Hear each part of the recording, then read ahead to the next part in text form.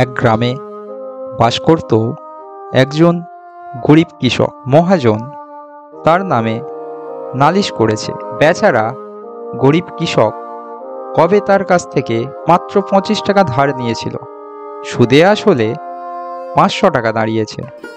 হুজুর, অনেক কষ্টে 100 টাকা জোগাড় করেছি। না না, 500 টাকার 1 পয়সাও কম নেওয়া না।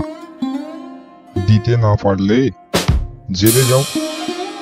এমন সময় কোট গায়ে একজন তোখর বুদ্ধিজীবী উকিল পাশ দিয়ে দাঁড়িয়ে সমস্ত কথাগুলো শুনছিল।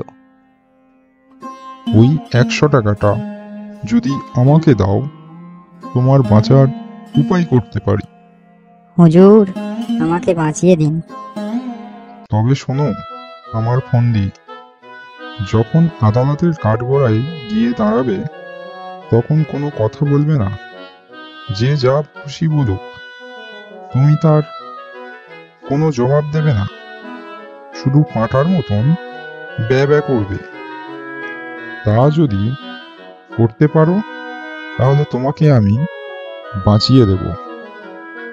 হুজুর, আপনি যা বলবেন আমি তাতেই রাজি। পরের দিন আদালতে মহাজনের মস্ত বড় উকিল চাষাকে ধমক দিয়ে বলল, তুমি 7 বছর আগে 25 টাকা কর্জ নিয়েছিলে।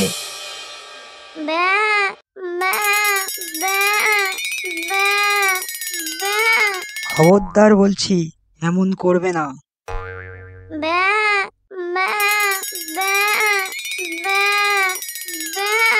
হুজুর, আসামির বেয়াদবি দেখুন। ফের যদি এমন করেছিস তোকে জেলে দেব।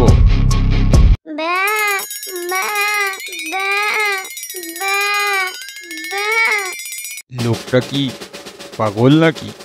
হুজুর, ও কি আজকের পাগল? ও বহুকালের পাগল, জন্মসূত্রে পাগল। ওর কোনো বুদ্ধি আছে না কোনো কাণ্ডজ্ঞান আছে? ও আবার কি কর্জ নেবে? ও কোনো হস্তাক্ষর জানে না। আর পাগলের খত লিখলে বাকি না লিখলে বাকি। দেখুন তো এই হতভাগা মহাজনের কাণ্ড দেখুন। ইচ্ছে করে জেনে শুনে পাগলটা ঠকিয়ে নেওয়ার মতলব করেছে। মহাজন বলেছে এখানে একটা আঙুলের টিপ দে। পাগল কি জানে, সে এমন কি টিপ দিয়েছে। এই তো ব্যাপার। দুই উকিল ঝগড়া বেঁধে গেল। হাকিম সব শুনে মোকদ্দমা ডিসমিস। এবার মহাজনের তো চক্ষু স্থির। সে আদালতের বাইরে এসে চাষাকে বলল, আচ্ছা, না হয় তোর 400 টাকাটা ছেড়ে দিলাম, ওই 100 টাকাটা দে।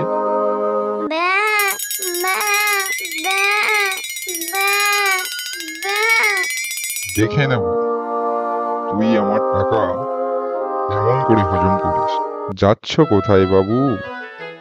আমার পাওনাটা দিয়ে যাও। 100 টাকার কথা হয়েছিল, এখন তো তোমার মকদ্দমা জিতিয়ে দিলাম।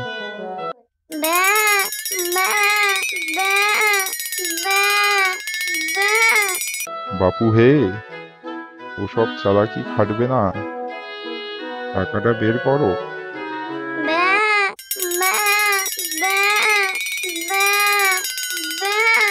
হতভাগা মূর্খ, পাড়াগাঁয়ে ভূত, চাষা, তোর পেটে এত শয়তানি কে জানে।